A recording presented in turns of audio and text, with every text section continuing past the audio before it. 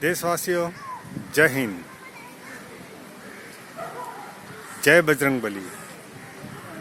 भारत के सेना की बिहार रेजिमेंट ने बजरंगबली का नाम लेकर जिस प्रकार से चाइना को मुंह तोड़ जवाब दिया है और उनके 40 से 50 के बीच में सैनिकों को मार गिराया, और आज चाइना जिस प्रकार से बदनाम हो रहा है पूरे विश्व में, उसके अहम को चूर चूर किया गया है, उसकी सम्मान को बहुत ठेस पहुंची है। और वो भारत के बार बार पीछे लगने के बाद में उन्होंने मीटिंग की है सेना के बड़े ऑफिसरों के साथ में, और कल करीब 11 घंटे तक वो मीटिंग चली और उस मीटिंग में शांतिपूर्वक हल निकालने की कोशिश की गई है। ये भारत के सैनिकों के, जांबाज सैनिकों के उत्साह और उनके त्याग का एक परिणाम है कि आज भारत फ्रंट फुट पे है। पूरे विश्व में चाइना के साथ आज कोई खड़ा नहीं है। उसके भाड़े के कंट्री नेपाल और पाकिस्तान, सिर्फ इसके सिवा पूरे विश्व में उनका साथ देने वाला कोई नहीं है। उसने जो अपने हथकंडे निभाए, नेपाल को भी वो धीरे धीरे उकसा रहा है, और पाकिस्तान तो उसका एक प्रकार का गुलाम देश है, और इस गुलाम देश के कारण चाइना की नैया विश्व में पार नहीं हो सकती हैं। आज भारत ने बहुत ही अच्छे ढंग से, भारत के विदेश मंत्री ने अपना मत रखा कि चाइना आज जिस प्रकार से भी विश्व में अपना सर ऊंचा कर रहा है, उसमें भारत का बहुत हाथ है। उसको सुरक्षा के, यूनाइटेड नेशन की सुरक्षा परिषद में स्थान दिलाने वाला भारत, उसका सहयोग करने वाला भारत, और हर प्रकार से आज चाइना को विश्व स्तरीय तक हैसियत देने में भारत का बहुत हाथ है। तो क्या चाइना की ये जिम्मेदारी नहीं बनती, कि चाइना की ये ड्यूटी नहीं है कि वो भारत के बारे में भी इस वक्त कुछ सोचे कि छोटी छोटी हरकतें करने से उनको कुछ मिलने वाला है नहीं। और भारत ने जिस प्रकार का मुंह तोड़ जवाब दिया है और जिस प्रकार से वहाँ उनके सैनिकों को मारा है, आज चाइना की मुंह छिपाने की नौबत आ गई है। ये भारत के वीर जवानों को इसका श्रेय जाता है।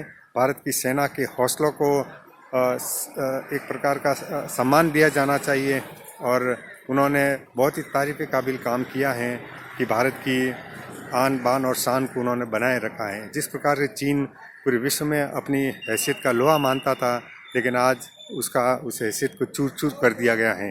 देशवासियों, अब जिम्मेदारी आती है आप और हमारी। क्या आप चाइना का बाइकआउट करेंगे? अभी भी करेंगे, क्योंकि हो सकता है उनका अधिकारियों के, सेना की जो मीटिंग है उसमें कुछ फॉर्मूला निकल आए और वहाँ शांति स्थापित हो जाए। लेकिन आपकी गुस्से का क्या? जिस प्रकार से आपने गुस्सा किया, जिस प्रकार के चाइना के माल को सड़कों पे ला के तोड़ के आपने खुद का अपना नुकसान किया है, क्या ये संदेश आगे बढ़ेगा? क्या बाइकआउट की प्रक्रिया आगे बढ़ेगी? क्या भारत के हर नागरिक के मन में ये स्थिति पैदा होगी कि चाइना का किसी भी प्रकार से बाइकआउट किया जाए? और ये बाइकआउट अभी आगे चलेगा या नहीं चलेगा, ये सब आपको सोचना है। आप एक प्रकार से आम नागरिक है जो अपनी जीवन यापन के लिए सिर्फ और सिर्फ अपने घर और अपनी आबादी तक सीमित रहते हो। लेकिन इस वक्त जो हालत है दो देशों के बीच में, उस देशों के बीच में इस वक्त आपकी क्या स्थिति हो सकती है? दो देश अपने हिसाब से जो भी करेंगे, जो भी करार करेंगे, वो करार के अंदर आम आदमी कहाँ जाता है? आम आदमी क्या सोचता है? क्या आम आदमी अभी भी उसी बात पे अड़िग रहेगा कि हाँ, हमें चाइना का बाइकआउट करना है? आखिर आपके साथ कौन रहेगा? चाइना का सस्ता माल रहेगा या इस प्रकार का बाइकआउट रहेगा? आप अपने जीवन उपयोगी चीज़ों को किस प्रकार से हासिल करेंगे?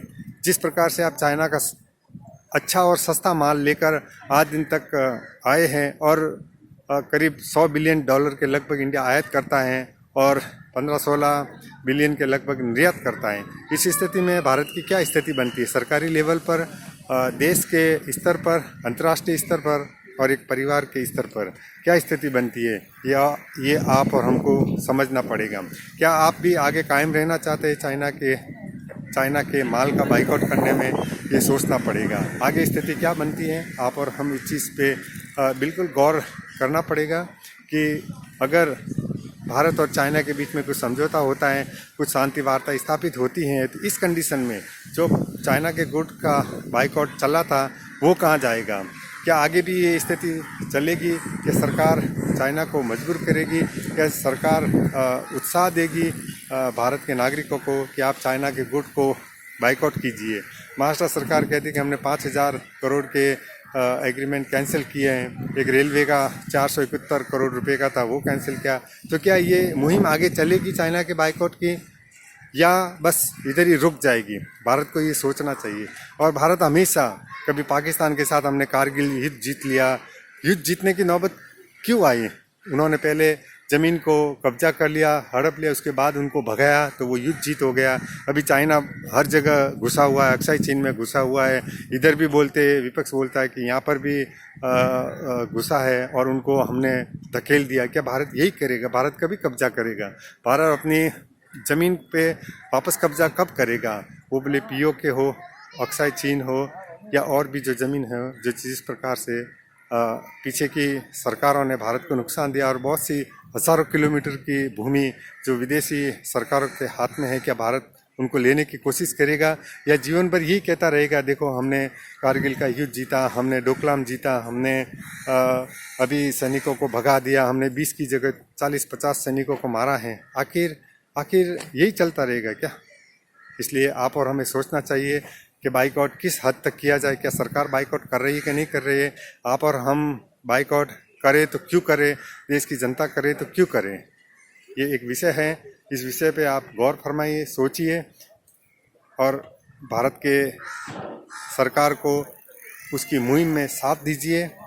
भारत सरकार क्या डिसीजन लेती है, भारत की जनता क्या डिसीजन लेती है, भारत के बड़े बड़े फेडरेशन, बिजनेस फेडरेशन हैं, वो क्या डिसीजन लेते हैं, वो उनके ऊपर निर्भर करेगा। एक व्यक्ति के तौर पर मैं यही सोचता हूँ कि बाइकआउट होना चाहिए, लेकिन किस स्तर पर होना चाहिए? क्या उसका कोई अल्टरनेटिव है?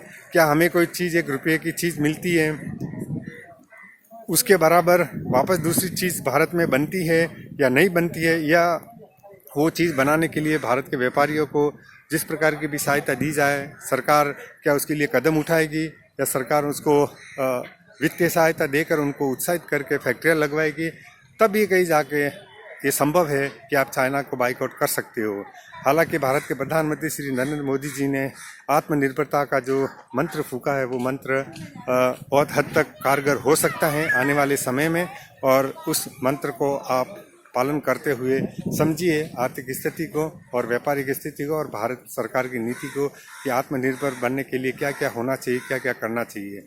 हर उस कदम का आप सम्मान कीजिए जो भारत सरकार आत्मनिर्भरता के लिए उठाएगी। अभी अभी एक बहुत खुशी की बात है कि कोरोलिन नाम की एक दवाई बाबा रामदेव जी ने अपने पतंजलि संस्था से निकाली है, तो बहुत ही तारीफ़ काबिल है। आप उस कोरोलिन नाम की दवा को बहुत ही पूरे आदर के समान लीजिए, और विश्व में इस प्रकार का प्रोत्साहन बहुत अच्छा है भारत के लिए, क्योंकि कोई ज़रूरी नहीं होना चाहिए कि भारत की कोई कंपनी कोरोलिन की दवा निकाली है तो वो निकाल सकती है। कोई ज़रूरी नहीं है कि विश्व की कंपनियां ही निकाले तो ही भारत के लोगों को मान्य होगी, नहीं। आप बहुत बहुत धन्यवाद है बाबा रामदेव जी को, इस प्रकार से उन्होंने जिस प्रकार की दवाई निकाली है, तो भारत में कोरोना को जीतने के लिए, कोरोना के उपचार के लिए एक आशा बनी हुई है कि कोरोलिन नाम की जो दवा वो एकदम सत्य कारगर साबित हो।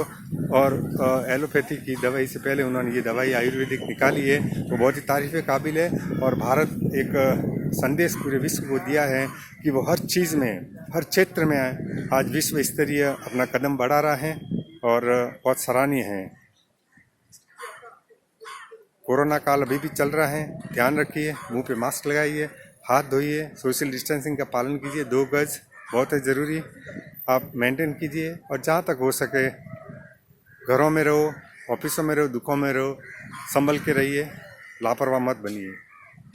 जय हिंद। मैं हूँ जसवंत राज परमार, मुंबई।